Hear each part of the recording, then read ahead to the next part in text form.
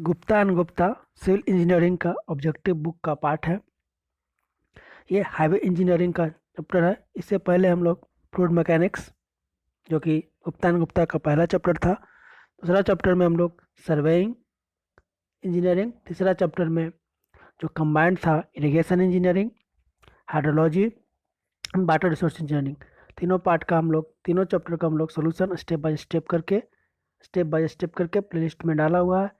इस पार्ट में हम लोग, इस चैप्टर, ये हाईवे इंजीनियरिंग का चैप्टर है जिसको हम लोग सॉल्व कर रहे हैं। पहला पार्ट में भी हम लोग 1 से लेकर 50 तक का क्वेश्चन जो है सॉल्व कर चुके हैं। हाईवे इंजीनियरिंग का भी 1 से लेकर 50 तक के क्वेश्चन का हम लोग सोल्यूशन कर चुके हैं। इस वीडियो में, इस पार्ट में हम लोग 50 से आगे का जो क्वेश्चन है सॉल्व करेंगे और 51 से लेकर के 100 तक के क्वेश्चन को सॉल्व करने का कोशिश कर रहे हैं। तो इस तरह से इस पार्ट का जो पहला क्वेश्चन है, दैट मीन्स सबसे पहला क्वेश्चन पे आते हैं। 51 नंबर क्वेश्चन पे अगर इस पार्ट को हम शुरू करते हैं तो 51 नंबर मेरा जो क्वेश्चन है वो क्या कह रहा है वो देखते हैं। तो 51 नंबर क्वेश्चन जो मेरा कह रहा है, 51 नंबर कह रहा है क्वेश्चन, द ट्रैफिक मैनोवर शो, एक ट्रैफिक रिप्रेजेंट शो कर रहा है। ये क्या चीज़ शो करता है? तो ये डाइवर्जिंग है या मर्जिंग है या क्रॉसिंग। ऑप्शन दिया हुआ डाइवर्जिंग, मर्जिंग, क्रॉसिंग या वेविंग। तो 4 तरह का ऑप्शन दिया हुआ इसमें कि डाइवर्जिंग है या मर्जिंग है या क्रॉसिंग है। तो डाइवर्जिंग कब होता है? डाइवर्जिंग कब होता है? जब इस पार्ट को सिर्फ पता तो डाइवर्जिंग होता है। ये पार्ट जो है इसको किसी चीज़ में जाके मर्ज कर रहा है, दैट इज इसको मर्जिंग बोलते हैं। किसी पार्ट से निकल के कहीं और जा रहा है तो इसको डाइवर्जिंग बोलते हैं। लेकिन ये जो है क्रॉसिंग होता है, इस तरह से अगर क्रॉस कर रहा है दोनों को तो क्रॉसिंग करते हैं। लेकिन ये पार्ट जो कह रहा है इस तरह से निकले फिर आगे गया है तो इसको कह सकते हैं ये वीविंग का पार्ट है। दैट मीन्स इस क्वेश्चन का जो सही आंसर हो जाएगा, means right answer for this question 51 number is D, that is weaving. Weaving इसका राइट आंसर हो जाएगा। तो डी इसका करेक्ट आंसर हो गया। नेक्स्ट क्वेश्चन देखते हैं इस पार्ट का, 52 नंबर। 52 नंबर क्वेश्चन क्या कर रहा है? The diagram we show up, diagram जो होता है तो क्या शो कर रहा है? शो अप्रोक्सीमेट पाथ शो कर रहा है किसका? Vehicle and pedestrian involve in accident. Accident में जो व्हीकल और पेडेस्ट्रियन जो मतलब व्हीकल और पेडेस्ट्रियन जो इन्वॉल्व होता है उस डायग्राम को क्या शो करते हैं? मतलब किसी एक्सीडेंट में जो कोई डायग्राम है जो व्हीकल और पेडेस्ट्रियन जो है दोनों का एक्सीडेंट का शो कर रहा पाथ को, उस पाथ को क्या कहते हैं? उस पाथ को हम लोग कोलिजन डायग्राम कहते हैं। मतलब एक्सीडेंट हो रहा है तो कोलाइड कर रहा है, मीन्स कोलिजन डायग्राम इसको कहते हैं, मीन्स कोलिजन डायग्राम कह रहे हैं। ठीक है, तो इस तरह से इसका आंसर हो गया, कोलिजन डायग्राम हो गया। कंडीशन डायग्राम कौन सा होता है?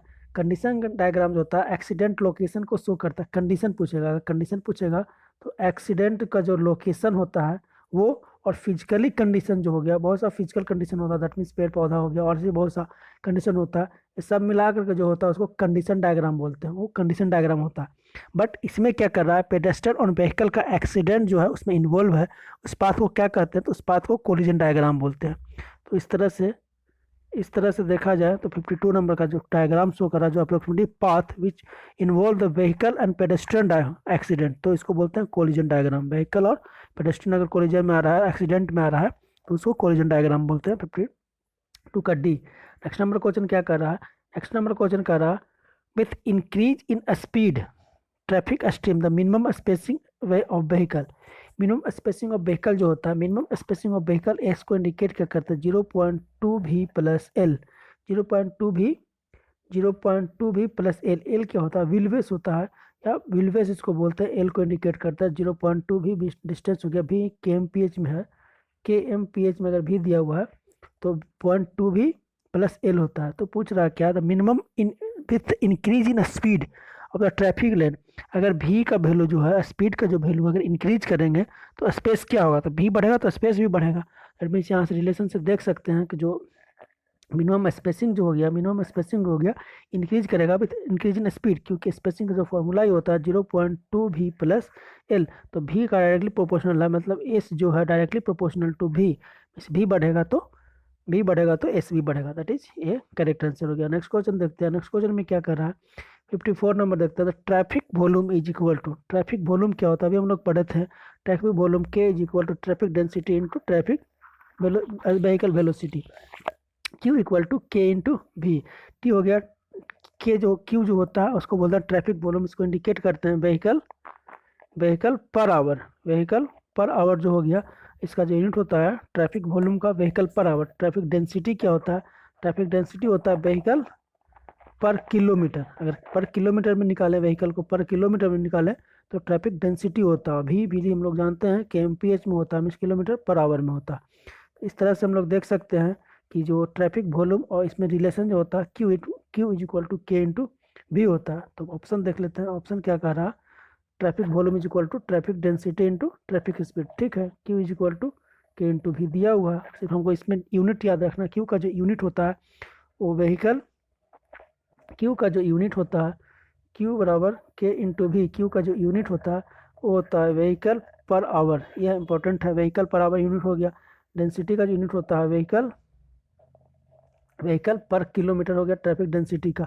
वी तो हमेशा याद रहता है के एम पी एच, तो इसका डायमेंशन हमेशा यूनिट याद रखना है। तो इस तरह से मेरा रिलेशन देख लिया, traffic volume is equal to traffic density into traffic speed, that is A इसका करेक्ट आंसर हो गया। नेक्स्ट क्वेश्चन पे आता है। नेक्स्ट क्वेश्चन क्या कर रहा है? नेक्स्ट क्वेश्चन कर रहा है which of the following is known as a design capacity. Design capacity को इसको बोलते हैं बेसिक कैपेसिटी को, या theoretical capacity, possible capacity and practical capacity. सबका कैपेसिटी का अलग अलग पार्ट है, अलग अलग कंडीशन में कैपेसिटी यूज किया जाता है। इसमें बोल रहा है कि डिजाइन कैपेसिटी किसको बोलते हैं। तो which of the following is known as design capacity, जो डिजाइन के लिए यूज किया जाता है उस कैपेसिटी को कौन सा कैपेसिटी बोलते हैं? तो उसको प्रैक्टिकल कैपेसिटी बोलते हैं। डिजाइन के लिए जो यूज किया जाता है डिजाइन कैपेसिटी इसको बोलते हैं, उसको बोलते हैं प्रैक्टिकल कैपेसिटी। डिजाइन कैपेसिटी को बोलते हैं प्रैक्टिकल कैपेसिटी। ऐसे इसका जो वैल्यू होता है 1000 भी डिवाइड बाई एस होता है। एस हो गया स्पेस, भी हो गया velocity in K M P H, velocity in K M P H 1000 into V by S. Practical capacity का जो वैल्यू हो गया 1000 वी बाई एस, इसको निकाल सकते हैं। इस तरह से मेरा डिजाइन स्पीड हो गया, डिजाइन कैपेसिटी हो गया D practical capacity. Next question पे आता है। नेक्स्ट क्वेश्चन क्या कर रहा है? सॉरी, प्रैक्टिकल कैपेसिटी, ये जो फॉर्म, ये बेसिक कैपेसिटी था, इसका वैल्यू था 1000 V by S. Practical capacity design capacity होता है। इसमें जो पूछा डिजाइन कैपेसिटी उसका आंसर था ये। नेक्स्ट क्वेश्चन पे आता है। नेक्स्ट क्वेश्चन क्या करता है? If the average centre to centre spacing of vehicle 20 meter, then the basic capacity of the traffic lane at the speed of 50 kmph per second kmph। तो basic capacity का हम flow देखा थे। Basic capacity का जो formula होता है we के फॉर्म में निकालना है, तो वी के फॉर्म में इसका जो कैपेसिटी होता है 1000 V divide by S. S होता है स्पेसिंग, सेंटर से सेंटर जो स्पेसिंग है उसको बोलते हैं एस। तो इसमें जो पूछ रहा है बेसिक कैपेसिटी, तो 1000 इंटू 1000 हो गया इंटू भी दिया हुआ के एम पी एच में, मीन्स 50 डिवाइड बाई डिस्टेंस कितना दिया हुआ 20 दिया हुआ। तो इसको सोल्व करेंगे, सोल्व करने के बाद जो आ रहा है, और ये हमेशा याद रखना जो यूनिट आता है व्हीकल पर आवर में आ रहा है, क्योंकि इसको किलोमीटर में डाल लेते हैं तो ये व्हीकल पर आवर में आ रहा है, vehicle per our, vehicle per our में आ रहा है। इसे करेंगे तो 2.5 बोले तो 2500 आ रहा है।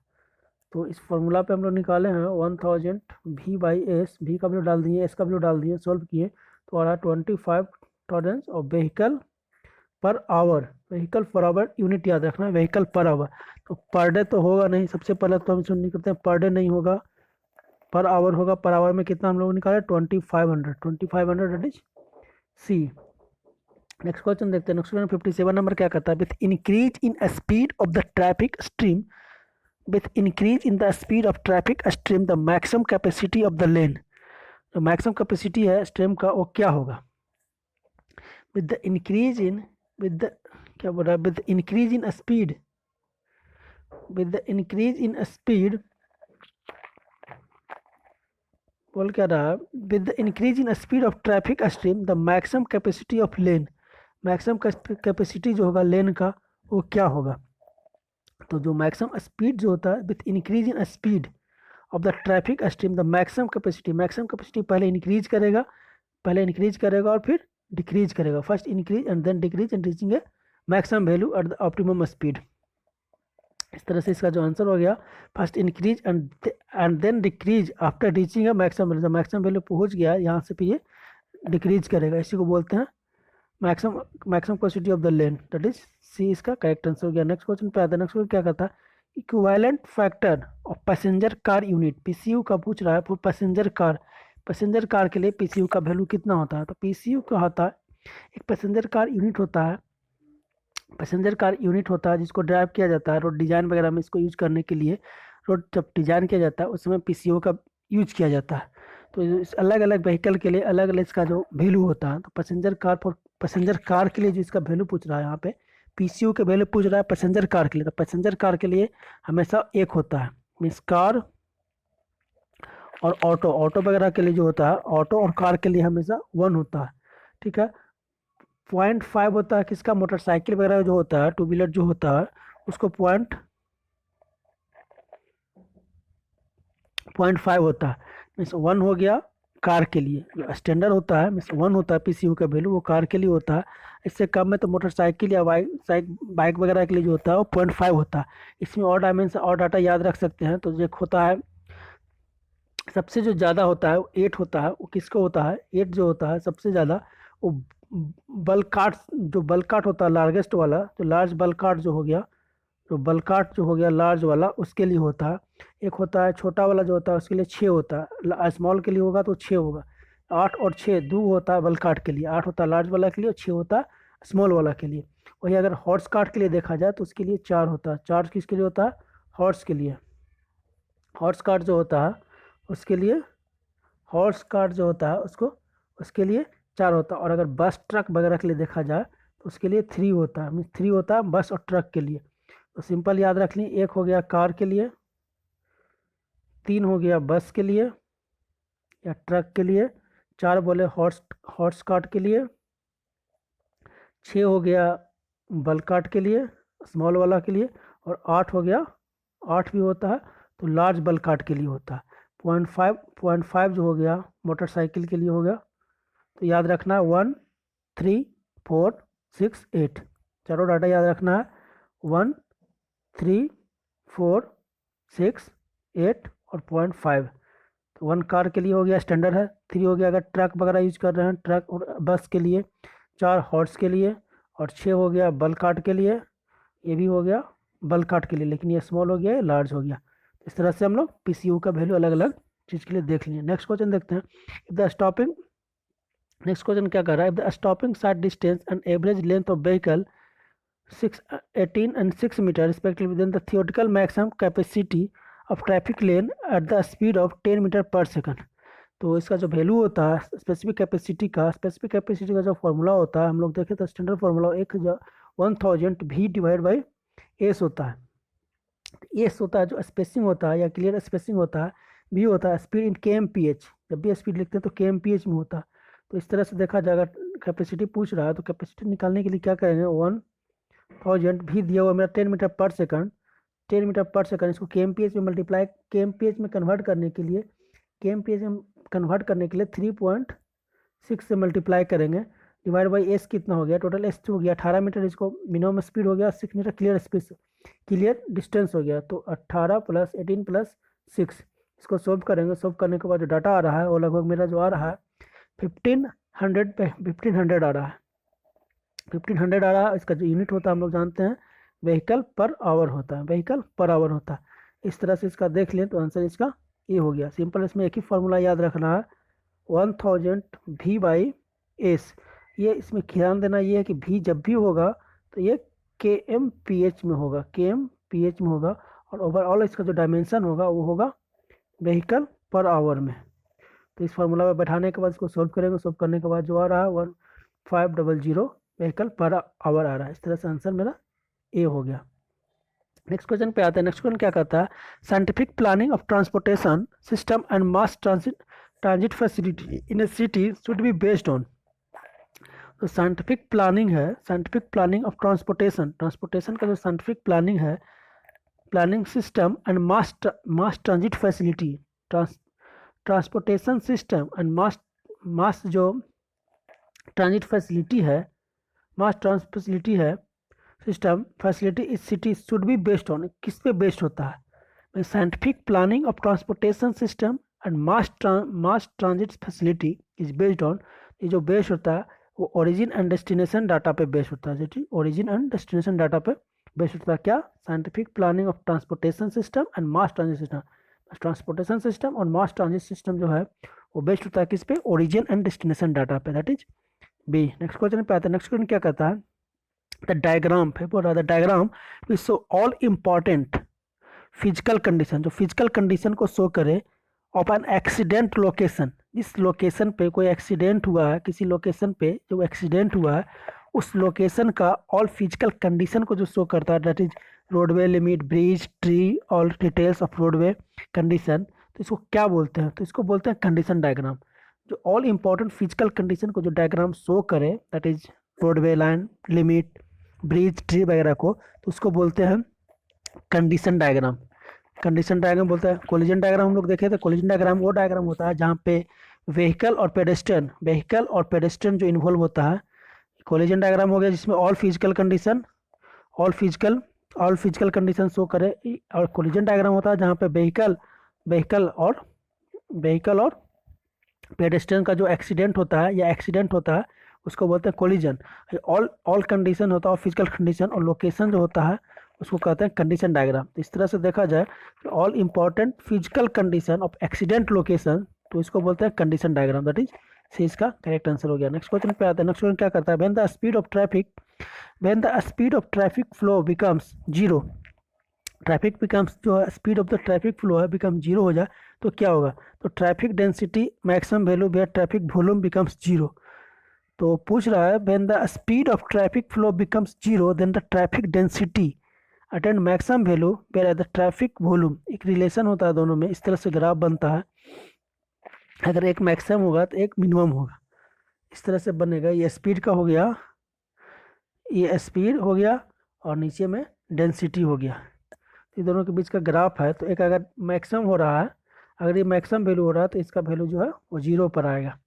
तो यही बोल रहा है कि इसमें क्वेश्चन क्या करा, ट्रैफिक डेंसिटी अटेंड मैक्सिमम जब value of the speed of traffic flow becomes zero, जब अगर ये जीरो वैल्यू स्पीड जीरो हो जाए, ये हम लोग देखे स्पीड, ये स्पीड था, ये स्पीड है और ये डेंसिटी है।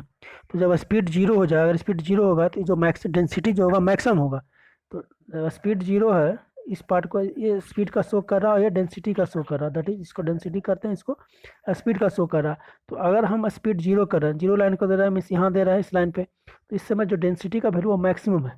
तो यही दिखा रहा है ऑप्शन में, traffic density attends maximum value, traffic density maximum value करेगा भाई, traffic volume becomes zero, that is A इसका करेक्ट आंसर हो गया। इसी ग्राफ को हम देख सकते हैं, ये मिनिमम होगा तो ये मैक्सिमम होगा, तो ए इसका करेक्ट आंसर गया। नेक्स्ट क्वेश्चन देखते हैं। नेक्स्ट क्वेश्चन क्या कर रहा है, on the right angle road intersection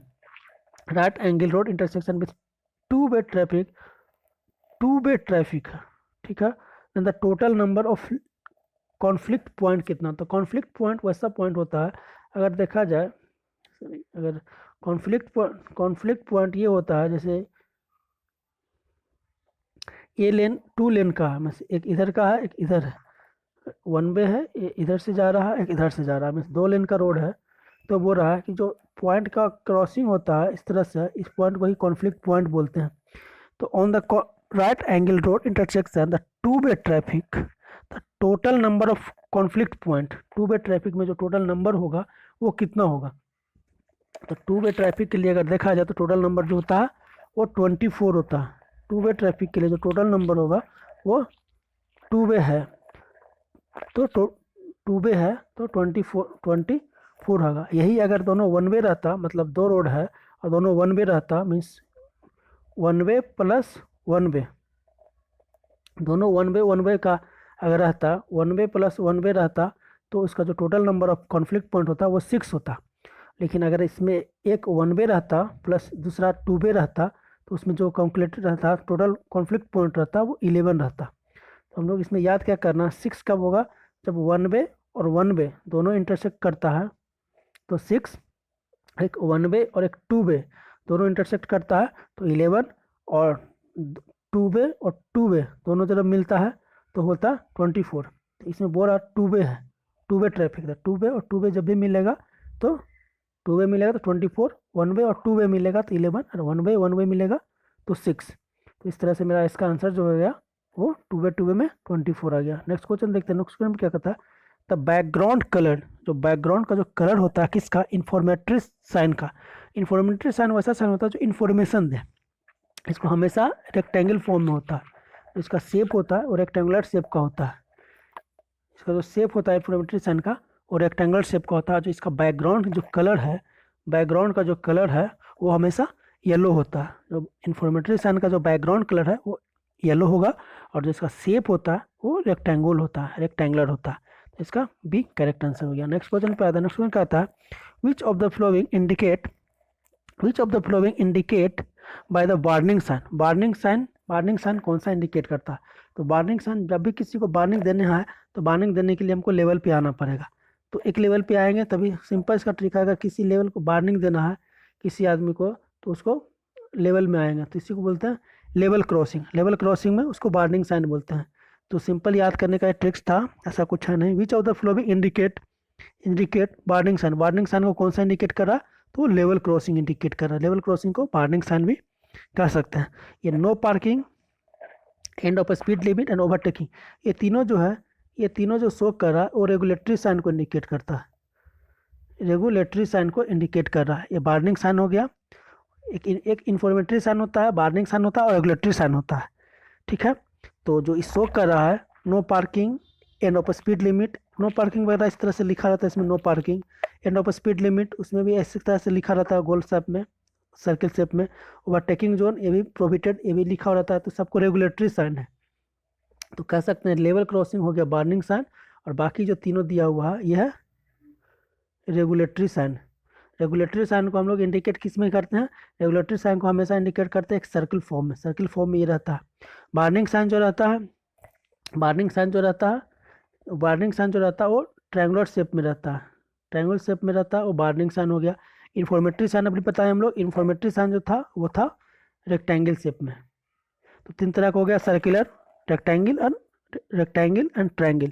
तो इस तरह तीनों हो गया, रेक्टेंगल, ये रेगुलेटरी साइन हो गया, ये लेवल क्रॉसिंग, और एक था इन्फॉर्मेटरी। नेक्स्ट क्वेश्चन पे आते हैं। नेक्स्ट क्वेश्चन क्या कर रहा है, डेड स्लो। डेड स्लो क्या है, डेड स्लो कौन सा साइन है, तो डेड स्लो जो है एक रेगुलेटरी साइन है। डेड स्लो अभी हम लोग देखें, इससे पहले वाला क्वेश्चन में देखें तो no parking, end of speed limit या ओवरटेकिंग जोन, ये सारे लोग एक डेड स्लो साइन है। ये जो भी है ये रेगुलेटरी साइन है, ठीक है। तो इसी तरह से पूछ रहा है कि डेड स्लो जो है, डेड स्लो कौन सा साइन है, तो डेड स्लो एक रेगुलेटरी साइन है। डेड स्लो रेगुलेटरी साइन है, इसको इंडिकेट करते हैं सर्कुलर फॉर्म में। वार्निंग साइन, वार्निंग साइन हम लोग लेवल क्रॉसिंग वाला देखें, लेवल क्रॉसिंग के लिए वार्निंग साइन, इसको ट्रायंगुलर शेप में इंडिकेट करता है। इन्फॉर्मेटरी साइन, इन्फॉर्मेटरी साइन हम लोग, इन्फॉर्मेटरी साइन देखें इसका बैकग्राउंड कलर येलो होता है और इसको इंडिकेट करता है रेक्टेंगल फॉर्म में।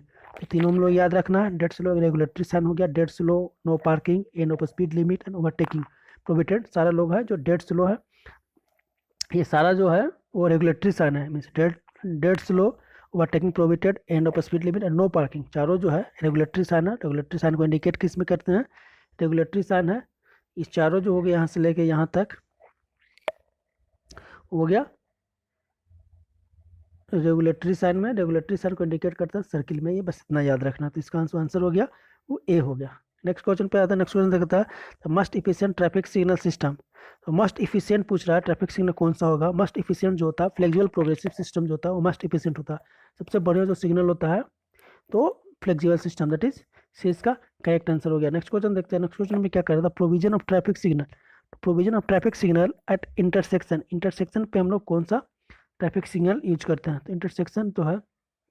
अच्छा, the provision of traffic signal eight intersection, अगर किसी इंटरसेक्शन पे हम लोग सिग्नल यूज कर रहे हैं तो उससे क्या होगा वो पूछ रहा है। The provision of traffic signal eight intersection क्या करेगा इससे, तो ट्रैफिक पे अगर हम प्रोविजनल पे किसी ट्रैफिक इंटरसेक्शन पे हम लोग प्रोवाइड कर रहे हैं ट्रैफिक सिग्नल तो क्या होगा, reduce right angle triangle and rear and collision. तो रिड्यूस राइट एंगल ट्रायंगल क्या होता है, reduce right angle and rear and collision, मतलब एक इधर से आ रहा है एक इधर से जा रहा है। तो अगर हम यहाँ पे अगर सिग्नल डाल दें तो ये और ये जो कोलिजन है ये तो कम जाएगा, ये तो सही है कि कम जाएगा, मीन्स रिड्यूस कर देगा राइट एंगल ट्रायंगल को रिड्यूस कर देगा। एंड रियर एंड कोलिजन कौन सा होता है, अगर इस तरह से जा रहा है और फिर एक और इधर से ही आ रहा है तो ये और ये दोनों अगर कोलिजन होगा तो इसको बोलते हैं रियर एंड कोलिजन। तो जो राइट एंगल ट्रायंगल है, इंटरसेक्शन पे हम प्रोवाइड करते हैं, इंटरसेक्शन पे प्रोवाइड करते हैं ट्रैफिक सिग्नल, तो राइट एंगल ट्रायंगल, तो राइट एंगल एक्सीडेंट या राइट एंगल कोलिजन जो है तो कम जाएगा। बट अगर मान ली अकबार से अगर तुरंत एक्सीडेंटली अगर ब्रेक लगाया जाए तो ये इससे टकराने का, कोलाइड करने का बढ़ जाता है। अगर सिग्नल यहाँ पे स्टॉप कर दिया जाए, रेड सिग्नल डाल दिया जाए, तो पीछे का जो है ये ब्रेक लगाएगा तो ये जाके इसमें कोलाइड करने का संभावना बढ़ जाता है। तो इसमें कह सकते हैं कि जो रियर एंड कोलिजन है वो में इंक्रीज कर सकता है। बट राइट एंगल ट्रायंगल ये तो पक्का यहाँ से स्टॉप करेगा रेड सिग्नल, तो इधर वाला रुक जाएगा, इधर रुक जाएगा, तो राइट एंगल ट्रायंगल जो है वो कम कोलाइड होगा, राइट एंगल में कोलाइड कम होगा। बट रियर एंड जो होगा में सेम टू सेम डायरेक्शन में जो वो बढ़ने की संभावना रहेगी। तो ऑप्शन पे आ जाते हैं। ऑप्शन क्या कह रहा है, reduce the right angle triangle, ठीक है, ये तो पार्ट सही है। And rear and collision, rear and collision को रिड्यूस नहीं करेगा, मीन्स इधर की ओर जा रहा है, इधर से ओर जा रहा है, तो दोनों में कोलिजन होने की संभावना बढ़ जाती है। इंक्रीज राइट एंगल, इंक्रीज तो होगा नहीं, जब भी होगा सिग्नल प्रोवाइड करेंगे तो इंक्रीज कैसे करेगा, यहाँ पे रेड सिग्नल डालेंगे तो कभी आगे बढ़ेगा नहीं, ये नहीं बढ़ेगा, दोनों रुक जाएगा तो कोलिजन होगा नहीं। राइट एंगल करेंगे तो ये कभी होगा नहीं। रिड्यूस राइट एंगल ट्रायंगल, हाँ रिड्यूस तो होगा कोलिजन, बट मे इंक्रीज, हाँ ये तो बर्ड लिखा हुआ है, may increase rear and collision, ये इंक्रीज होने की संभावना रहता है। अगर इसके आगे का जो व्हीकल है, फर्स्ट व्हीकल अगर ए है, ये बी है, और ए और बी एक लाइन में एक लेन में चल रही है, अगर यहाँ पर डायरेक्ट इसको ब्रेक लगा दिया जाए, सडनली ब्रेक अप्लाई कर दिया जाए एक ए व्हीकल, तो जो ए बी व्हीकल जो सडनली अगर ब्रेक अप्लाई कर दिया जाए, मीन्स आगे का व्हीकल अगर सडनली ब्रेक अप्लाई करता है, तो जो पीछे का जो व्हीकल है इसको ब्रेक लगाने के लिए या फिर रिएक्शन टाइम जो इसका है, जब तक ये सोचे, जब तक कि इसमें कोलाइड होने की संभावना बढ़ सकती है। तो इसीलिए बोला है कि मे इंक्रीज, दैट इज ये जो वर्ड लिखा हुआ है may increase the rear and collision, ऐसा नहीं कि हमेशा इंक्रीज ही करेगा, मे भी बढ़ सकता है।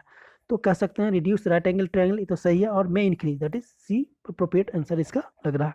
नेक्स्ट क्वेश्चन पे आ रहा है। नेक्स्ट क्वेश्चन कर रहा है 69 number, select the incorrect statement. Incorrect statement पूछ रहा है क्या है, स्टॉप, स्टॉप ये दिया हुआ है, इनकरेक्ट स्टेटमेंट पूछ रहा है, स्टॉप और red time of signal is sum of the go and clearance time signal.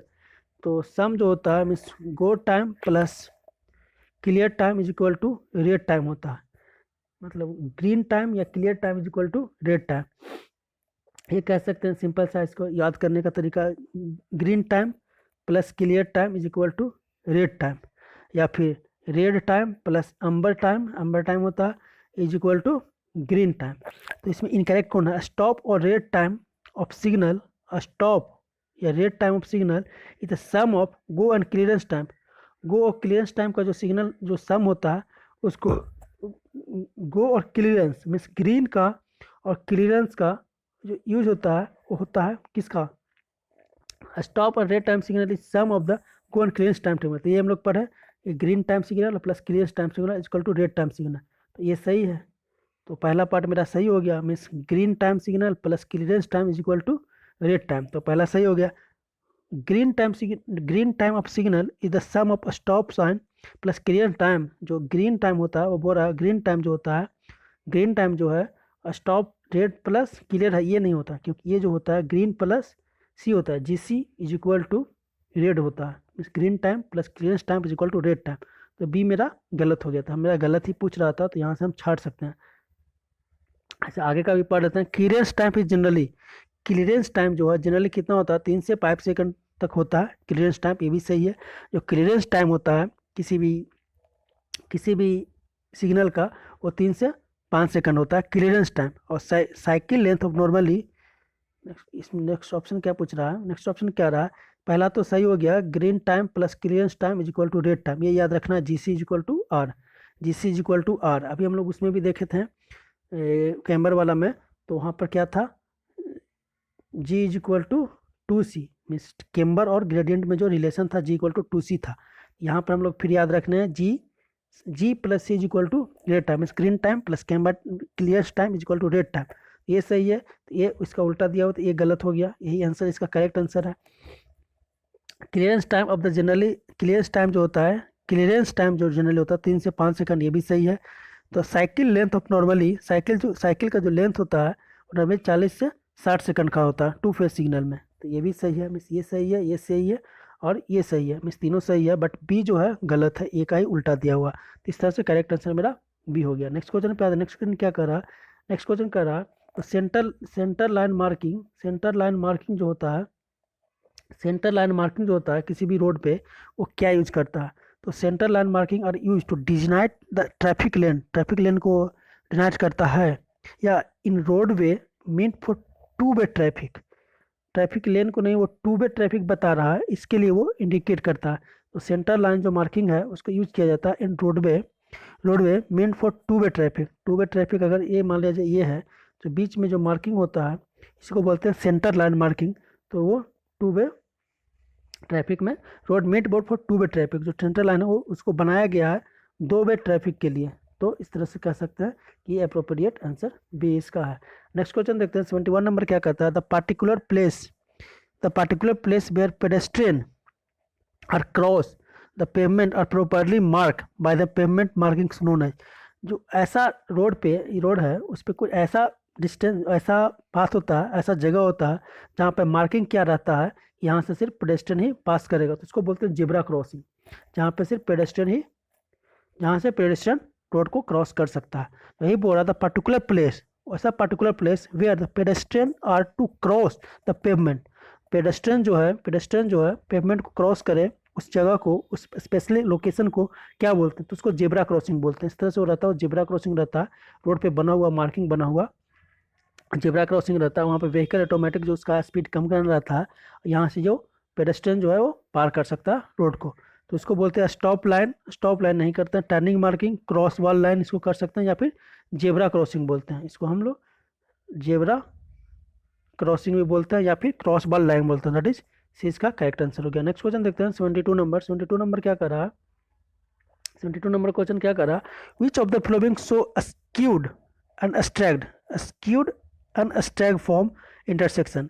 Means skewed भी है और स्ट्रैग भी है, दोनों फॉर्म इंटरसेक्शन को कर रहा है, उसको क्या कहते हैं, वो कौन सा फिगर है?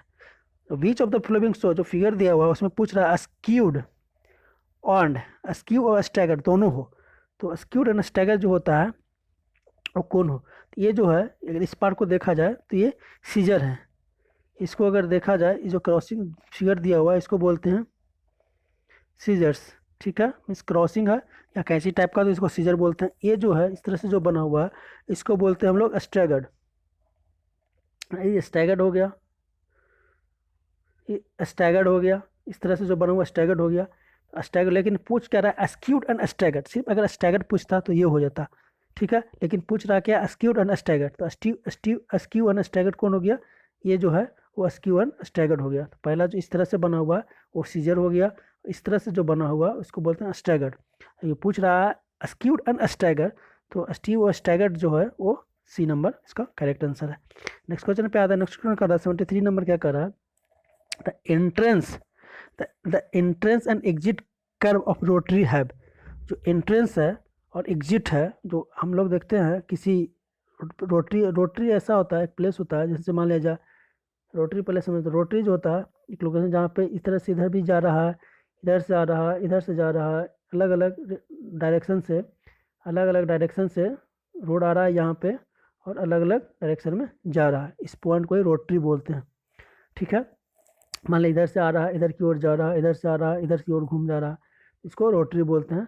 इस तरह से रहता है, अगर इधर से आया घूम करके रोड इधर से निकल गया, अलग अलग फॉर्म में बना हुआ रहता है, तो इसको बोलते हैं रोटरी।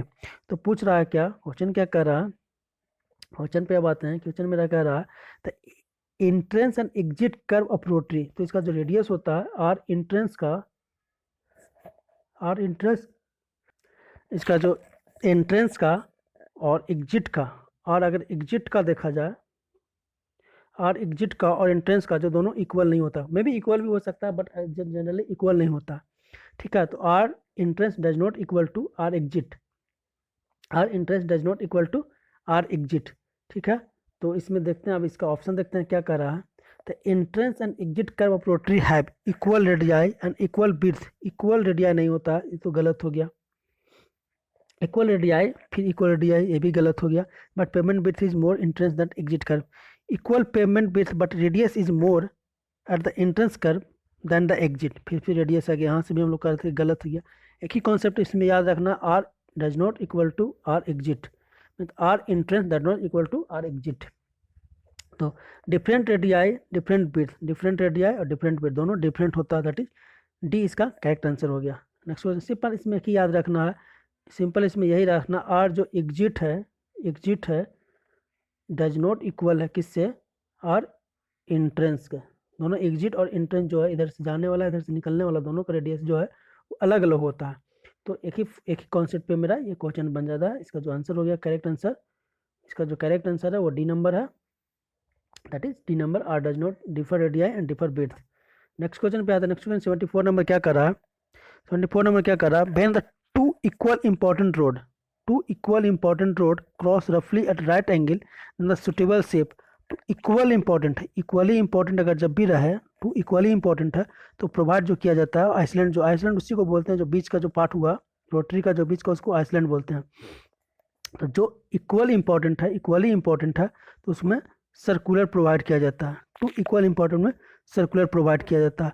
और टेंजेंट क्या होता है, एक सर्कुलर प्रोवाइड किया जाता है, एक टेंजेंट प्रोवाइड किया जाता है। टेंजेंट का प्रोवाइड क्या, एक जो है वन इज नॉट इम्पॉर्टेंट, कोई जो है नॉट इम्पॉर्टेंट है, एक इम्पॉर्टेंट है एक नॉट इम्पॉर्टेंट है, नॉट इम्पॉर्टेंट रोड के लिए तो टेंजेंट प्रोवाइड किया जाता है। और अगर दोनों इक्वली इंपॉर्टेंट है तो सर्कुलर प्रोवाइड किया जाता है। तो इसका जो करेक्ट आंसर हो गया ये हो गया। नेक्स्ट क्वेश्चन क्या कर रहा है, नेक्स्ट क्वेश्चन में आ रहा है the maximum number of vehicle beyond which rotary may not function efficiently. Maximum number of vehicle कितना होना चाहिए, रोटरी में नॉट भी फंक्शन इफिशिएंटली, जहाँ से जो रोटरी है जो फंक्शन नॉट फंक्शन इफिशिएंटली।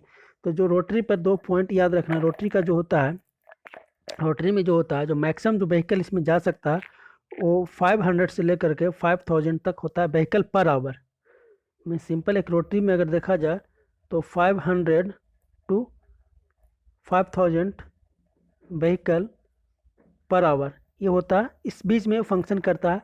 तो मैक्सिमम पूछ रहा है इसमें, मैक्सिमम कितना, अगर इससे ज़्यादा हो जाए मीन्स 5000 से ज़्यादा हो जाए तो ये काम नहीं करेगा, और 500 से कम है तो भी इफिशिएंटली काम नहीं करेगा।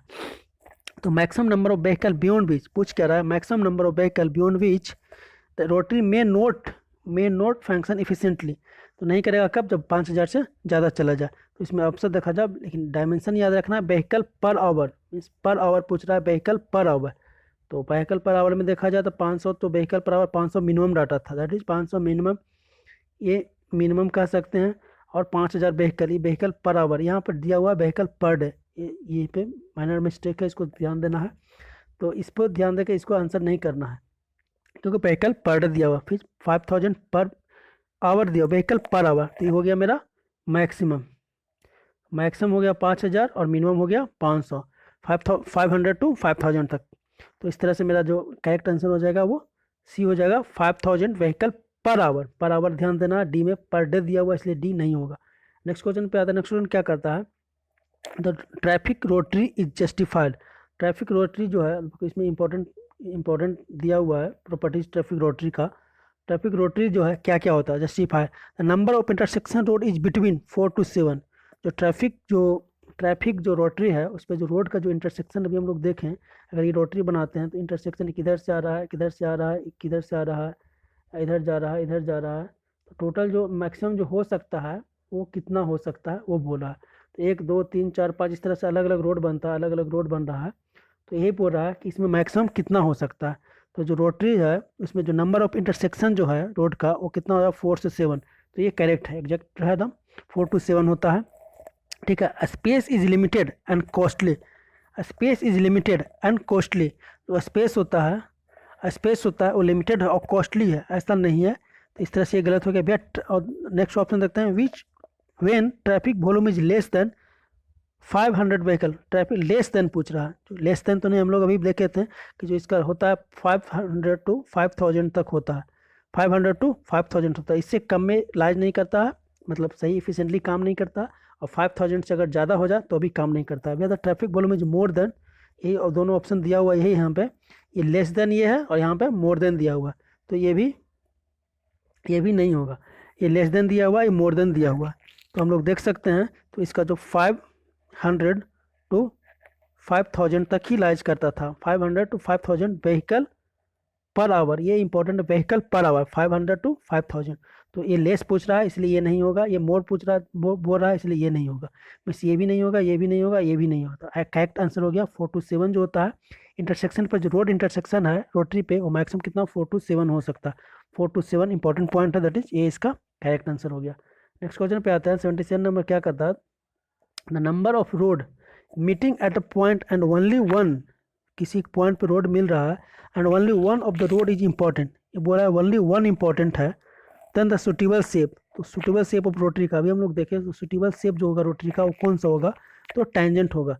सर्कुलर कब होता है कि दोनों इक्वली इंपॉर्टेंट हो, दोनों इक्वली इंपॉर्टेंट हो तो होता है वो सर्कुलर, बट नॉट इम्पॉर्टेंट है, एक इम्पॉर्टेंट नहीं है, नॉट इम्पॉर्टेंट है तो उसके लिए टेंजेंट प्रोवाइड किया जाता है। तो इसमें जो पूछ रहा है one of the road is important and other is not important, या फिर ओनली वन ही इंपॉर्टेंट है, तो इसमें टेंजेंट प्रोवाइड किया जाता है, दैट इज बी इसका करेक्ट है। अब नेक्स्ट क्वेश्चन पूछ रहा है the maximum number of vehicle can be park, maximum number of vehicle कहाँ किस में पार्क करेगा, इसमें सबसे ज़्यादा पार्क करने का maximum number of vehicle can be park, किस पार्किंग में किस तरह से पार्किंग बनाया जाए जिसमें maximum number of vehicle park किया जा सके, तो 90 डिग्री एंगल का जो पार्किंग होता है उसमें मैक्सिमम पार्किंग किया जा सकता है, तो इसका करेक्ट आंसर ये हो गया। लेकिन इसमें सबसे बेस्ट अगर पूछा जाए कि सबसे बेस्ट कौन सा होता है, तो सबसे बेस्ट होता है 45 डिग्री, ये बेस्ट पार्किंग होता है। सबसे बेस्ट पार्किंग अगर पूछा जाए बेस्ट फॉर ऑल या सबके लिए जो होता है बेस्ट पार्किंग वो 45 डिग्री होता है, लेकिन maximum number of vehicle park करने के लिए पूछा जाए तो 90 डिग्री के लिए बेस्ट होता है, दैट इज डी इसका। नेक्स्ट क्वेश्चन पे आता है, नेक्स्ट क्वेश्चन 79 नंबर क्या कर रहा है, when width of the kerb parking space and width of the street are limited generally preferred parking is, अगर दोनों लिमिटेड है, अगर width of kerb parking space, width of kerb parking and width of street, मतलब parking का जो width है वो भी लिमिटेड है और स्ट्रीट है वो भी लिमिटेड है, तो जो जनरली है इसमें कौन सा यूज किया जाता है, width, the width of the curve is, width of the curve क्या होता है, रोड का जो ये कर्व हाइट होता है, रोड और शोल्डर के बीच का जो कर्व है उसका विड्थ है, उसको कर्व बोलते हैं। Kerb parking space and width of the street rare are limited, दोनों लिमिटेड है, तो उसमें कौन सा पार्किंग प्रीफर करते हैं, तो इसके लिए हम लोग पैरेलल पार्किंग प्रीफर करते हैं। 90 डिग्री में मैक्सिमम होता है, मैक्सिमम पार्किंग होता है, 40 डिग्री 45 डिग्री बेस्ट माना जाता है, लेकिन अगर लिमिटेड है, लिमिटेड में पैरेलल होता है, दैट इज तीनों याद रखना है कि अगर लिमिटेड पूछ रहा है तो पैरेलल होगा, बेस्ट पूछ रहा है बेस्ट पार्किंग तो 45, बेस्ट फॉर ऑल सबके लिए बेस्ट हो तो 45 हो गया, अगर मैक्सिमम पूछे तो 90 डिग्री, ये तीनों याद रखना। नेक्स्ट क्वेश्चन पे आते हैं, नेक्स्ट क्वेश्चन में क्या कर रहा है, as per IRC recommendation the average level of illumination as important road carry fast traffic के लिए जो इल्यूमिनेशन का जो वैल्यू होगा वो कितना होगा, तो फास्ट ट्रैफिक के लिए जो इल्यूमिनेशन होगा वो 30 LX होता है, LUX होता है, इसका डायमेंशन है। इल्यूमिनेशन जो होता है important for road carry fast traffic के लिए, अगर फास्ट ट्रैफिक के लिए इल्यूमिनेशन पूछा जाए तो कितना होगा, तो 30 LUX हो जाएगा, 30 LUX, दैट इज डी इसका करेक्ट आंसर होगा। नेक्स्ट क्वेश्चन देखते हैं, the must economical light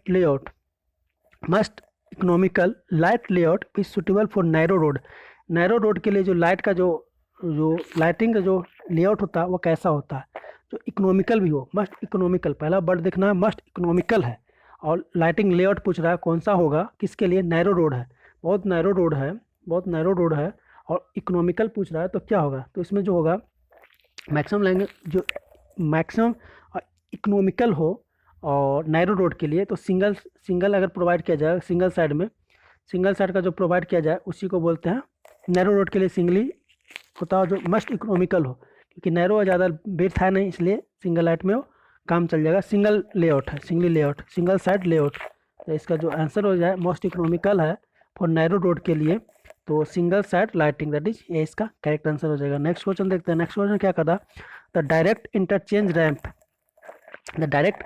ramp involve, direct interchange ramp जो होता है, डायरेक्ट जो चेंज करते हैं, डायरेक्ट किसी रैंप में डायरेक्ट चेंज कर रहे हैं तो उसमें कौन इन्वॉल्व होता है, diverging to right side of the merge, diverge कर रहा है राइट साइड से और मर्ज कर रहा है लेफ्ट साइड में, इस तरह से डिवाइड कर रहा है, इस तरह से मर्ज कर रहा है, पूछ रहा है अगर मूव कर रहे हैं व्हीकल तो किधर से डायरेक्ट इसमें कौन सा होगा, डायरेक्ट इंटरचेंज कौन सा होगा, तो किधर से मूव करते हैं, किधर मर्ज करते हैं, डाइवर्ट किधर से करते हैं, कब मर्ज करते हैं, मर्ज मीन्स होता है किसी इधर से आए इधर मर्ज कर दिए, इसको बोलते हैं मर्जिंग, इस लेन में मर्ज कर गए, और डाइवर्जिंग होता है अगर इस लेन में जा रहा है इस लेन से निकलना, इसको बोलते हैं डाइवर्जिंग, ये डाइवर्जिंग हो गया, ये मर्जिंग हो गया, तो यही पूछ रहा है कि diverging from right side and merging from left side, नहीं, diverging right and emerging right, दोनों सेम एक ही डायरेक्शन का होता है, उसी को डायरेक्ट इंटरचेंज बोलते हैं।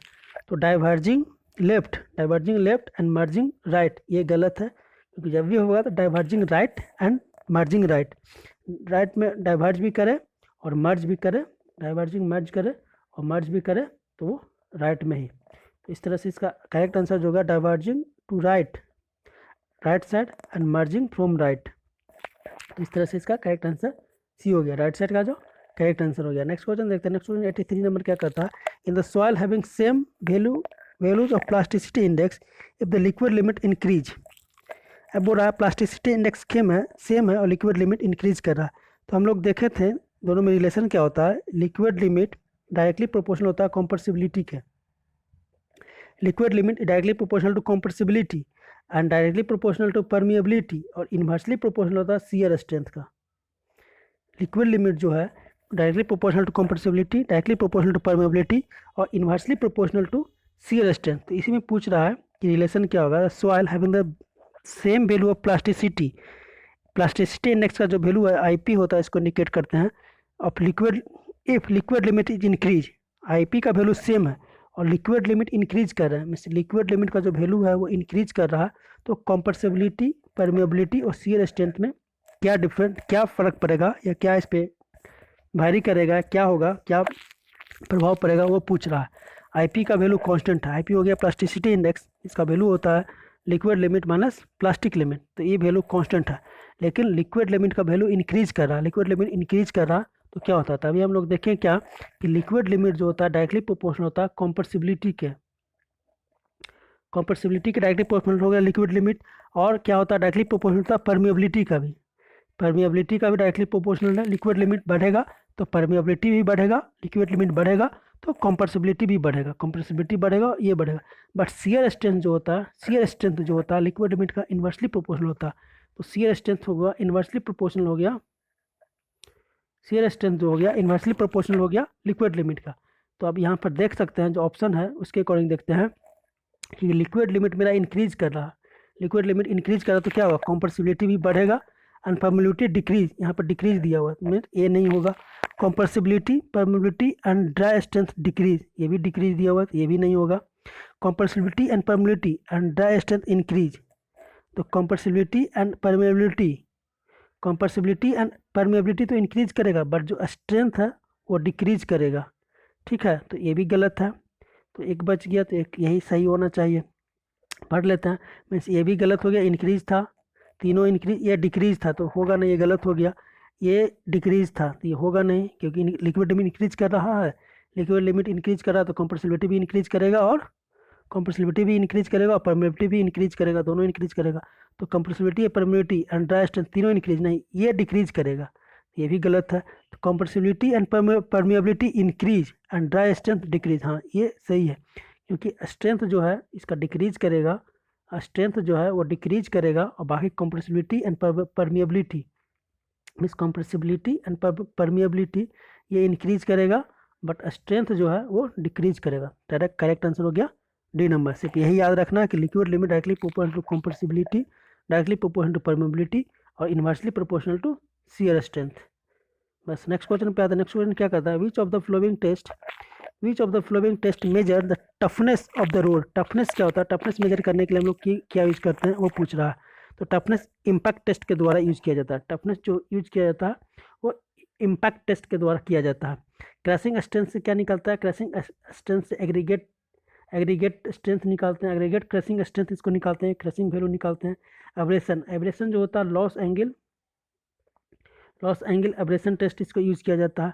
सेप टेस्ट से सेप निकाला जाता है, एंगुलरिटी नंबर सेप टेस्ट के द्वारा क्या निकलता है, एंगुलरिटी नंबर निकालते हैं सेप टेस्ट के द्वारा। तो यहाँ पर टफनेस पूछ रहा था, तो टफनेस के लिए हम लोग क्या यूज़ किए, टफनेस के लिए इम्पैक्ट टेस्ट। सेप टेस्ट से क्या निकालें, सेप टेस्ट से एंगुलरिटी नंबर या एंगुलरिटी नंबर से एन से इंडिकेट करते हैं, सेप टेस्ट से एंगुलरिटी नंबर इंडिकेट करते हैं जो 0 से लेकर के 11 तक के वैरी करता है।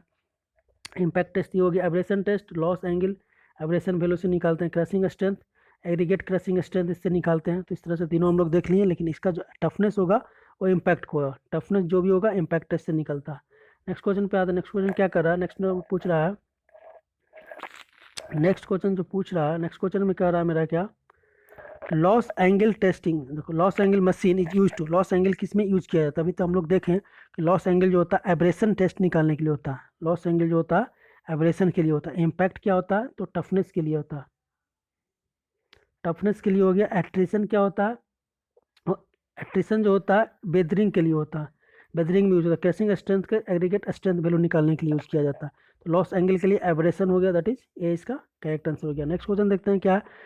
नेक्स्ट क्वेश्चन में क्या कर रहा है, if in a Dorry abrasion test, Dorry abrasion test the loss in weight 28 gram 21 gram, then the coefficient of hardness. Coefficient of hardness का जो फॉर्मूला होता है निकालने के लिए, कोफिशिएंट ऑफ हार्डनेस क्या होता है, 20 minus loss in weight divide by 3।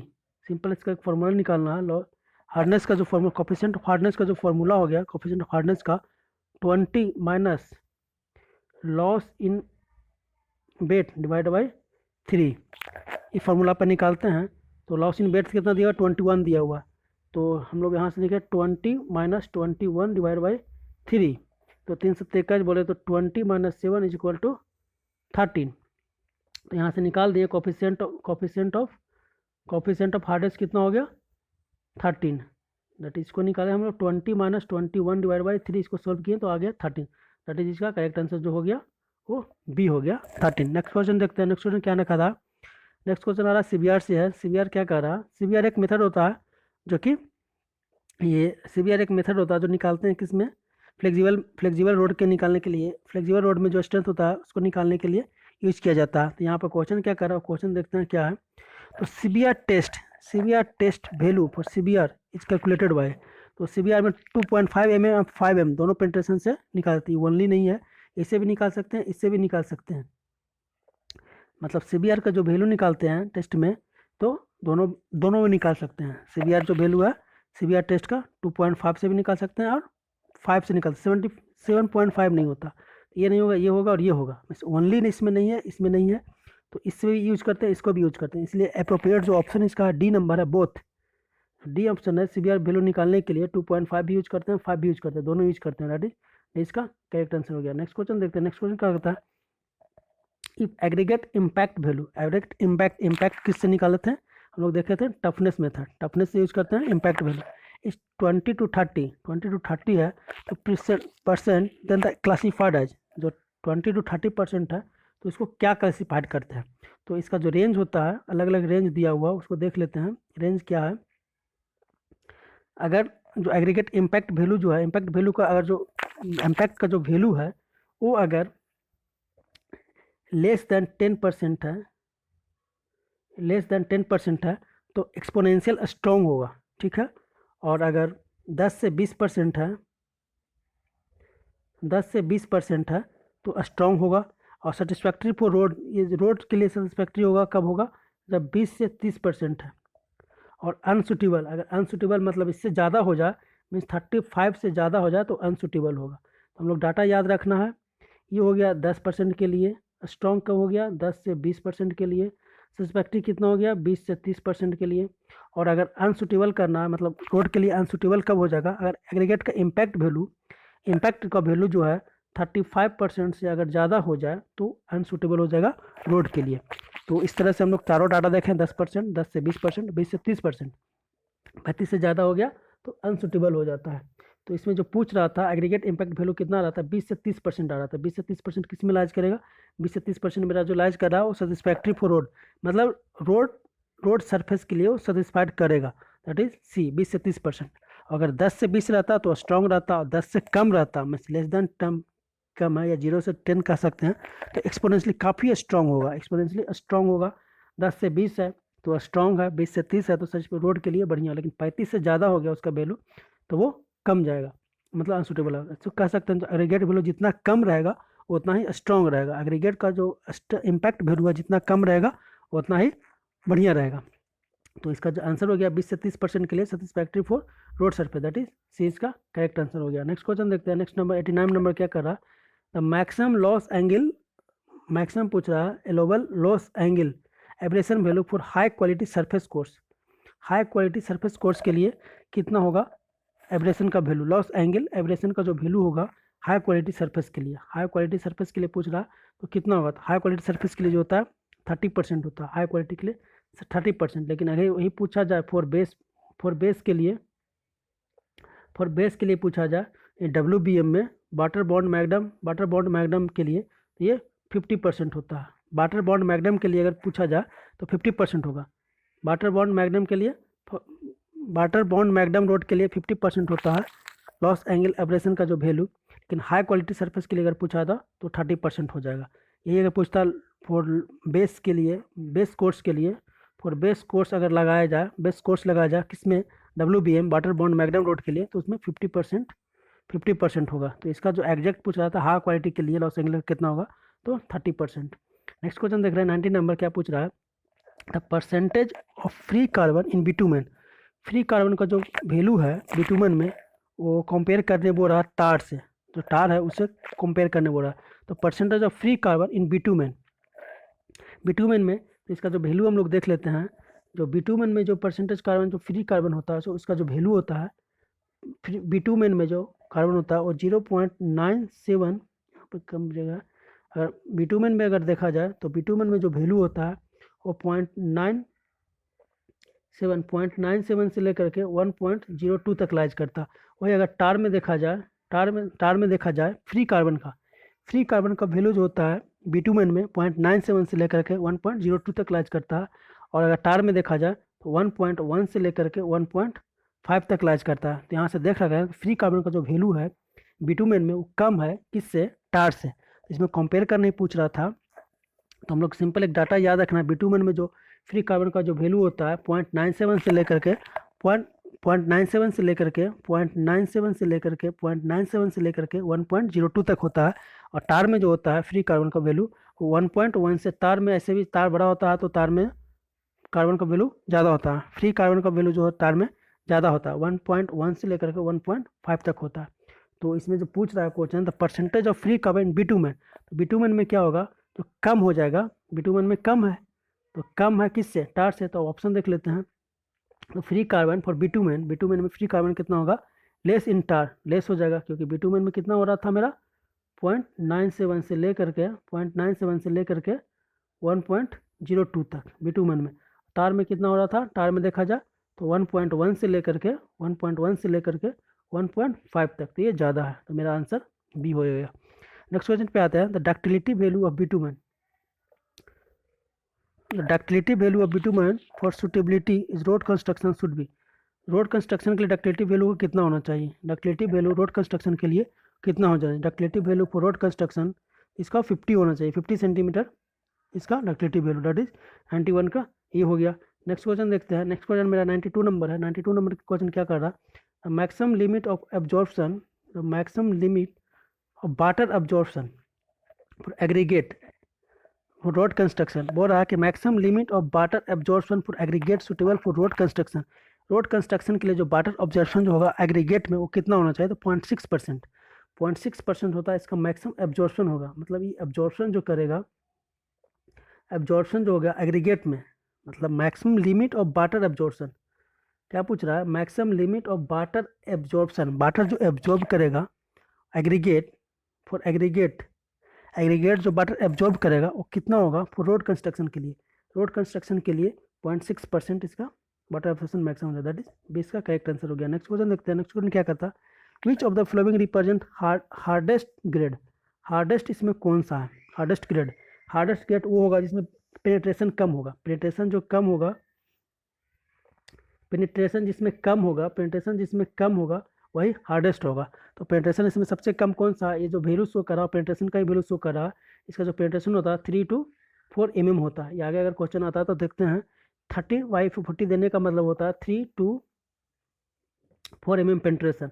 तो इसमें सबसे कम जो इसमें पेनिट्रेशन होगा, जिसमें होगा कम पेनिट्रेशन वो हार्डेस्ट होगा। सबसे कम पेनिट्रेशन इसमें देगा 30 to 4, या इसको कह सकते हैं 3 mm to 4 mm पेनिट्रेशन, इसी को बोलते हैं हार्डेस्ट। तो ये एग्जैक्ट इसका आंसर हो गया। नेक्स्ट क्वेश्चन देखते हैं। नेक्स्ट क्या कहा था, पेनिट्रेशन टेस्ट बोला। पेनिट्रेशन टेस्ट और bitumen use for, penetration test क्यों निकालते हैं, पेनिट्रेशन टेस्ट यूज किया था ग्रेड निकालने के लिए, जो सरफेस का जो ग्रेड है उसी को निकालने के लिए पेनिट्रेशन टेस्ट यूज किया जाता है। तो penetration test on bitumen used for, तो पेनिट्रेशन टेस्ट यूज किया जाता है किसको डिटरमाइन करने के लिए, ग्रेड को निकालने के लिए, दैट इज ये इसका करेक्ट आंसर हो गया। नेक्स्ट क्वेश्चन देता है बिटुमेन ऑफ ग्रेड, बिटुमेन का एक ग्रेड दिया हुआ है, यही पूछा तो ग्रेड दिया हुआ है, तो पेनिट्रेशन टेस्ट निकालते हैं, पेनिट्रेशन टेस्ट के द्वारा ग्रेड निकाला जाता है। तो पूछ रहा है जब किसी बिटुमेन का ग्रेड दिया हुआ है 80 to 100 मीन्स, इसका मतलब क्या हुआ था, हम लोग देखे थे 80 to 100 मीन्स क्या होता है 8 to 10 mm, ये याद रखना कि mm में होता है, पेनिट्रेशन कर रहा है मीन्स बिटुमेन में जो पेनिट्रेशन होगा 8 to 10 mm में होगा, पेनिट्रेशन होगा 8 to 10 mm पेनिट्रेशन होगा। इसको हम लोग पेनिट्रेशन टेस्ट के माध्यम से निकालते हैं, जो अगर किसी बिटुमेन का ग्रेड दिया हुआ है, तो बिटुमेन का ग्रेड दिया हुआ है 80 to 100, इसका मतलब हो गया 8 to 10 mm। ये हमेशा डायमेंशन याद रखना mm में होता है, डायमेंशन होता है तो mm में होता है। तो इस तरह से पूछ रहा है ग्रेड 100 to इतना का मतलब क्या होगा, पेनिट्रेशन वैल्यू 8 mm, सिर्फ 8 mm नहीं होता, 8 to 10 होता है, पेनिट्रेशन वैल्यू 10 mm नहीं, ये भी नहीं होगा, ये भी नहीं होगा, सिर्फ एक ही दिया हुआ है, पेनिट्रेशन वैल्यू और इज 8 to 10 mm। देखो ये सही है, mm में दिया हुआ है, लेकिन नेक्स्ट इसका जो ऑप्शन है ये सेंटीमीटर में दिया हुआ है, सेंटीमीटर ये ध्यान देना है, सेंटीमीटर में नहीं होगा, जब भी होगा तो mm में होगा, इसलिए एग्जैक्ट आंसर इसका सी हो गया। पेनिट्रेशन वैल्यू से निकालते हैं ग्रेड, ग्रेड निकालने के शो कैसे करते हैं, इसका mm में शो करते हैं। नेक्स्ट क्वेश्चन देखते हैं, नेक्स्ट क्वेश्चन दिया है RC2 MC2 SC2 corresponding to, RC क्या होता है, RC होता है रैपिड क्यूरिंग, रैपिड क्यूरिंग दिया हुआ है, MC हो गया medium curing, medium curing, SC हो गया स्लो क्यूरिंग। ये बोल रहा है कि rapid curing, medium curing and slow curing corresponding to, तो क्यूरिंग है किसके करस्पॉन्डिंग में किया जाता है, तो तीनों का जो सेम विस्कोसिटी होगा, जो विस्कोसिटी होता है इंक्रीज नहीं करता, विस्कोसिटी होता है कांस्टेंट होता है, विस्कोसिटी सेम होता है। तो इस तरह से देखा जाए तो rapid curing, medium curing and slow curing corresponding to same viscosity, that is A इसका करेक्ट आंसर हो गया। 97 नंबर देखते हैं, the corresponding the recommended grade for tar for grounding purpose, grounding purpose जो होता है, ग्राउंडिंग पर्पस के लिए जो ग्रेड यूज किया जाता है वो कौन सा ग्रेड यूज किया जाता है टार का, तो रिकमेंडेड ग्रेड फॉर टार, टार के लिए जो ग्रोटिंग जो यूज किया जाता है, ग्रोटिंग पर्पस के लिए जो टार यूज किया जाता है वो कौन सा ग्रेड का यूज किया जाता है, जो ग्रोटिंग पर्पस के लिए, ग्रोटिंग पर्पस के लिए, ग्रोटिंग के लिए जो ग्रेड यूज किया जाएगा, ग्रोटिंग के लिए जो ग्रेड यूज किया जाएगा टार का वो कौन सा यूज किया जाएगा, तो RT जो 5 है उसको यूज किया जाता है ग्रोटिंग के लिए, क्योंकि ग्रोटिंग में ज़्यादा स्ट्रेंथ की जरूरत पड़ता है,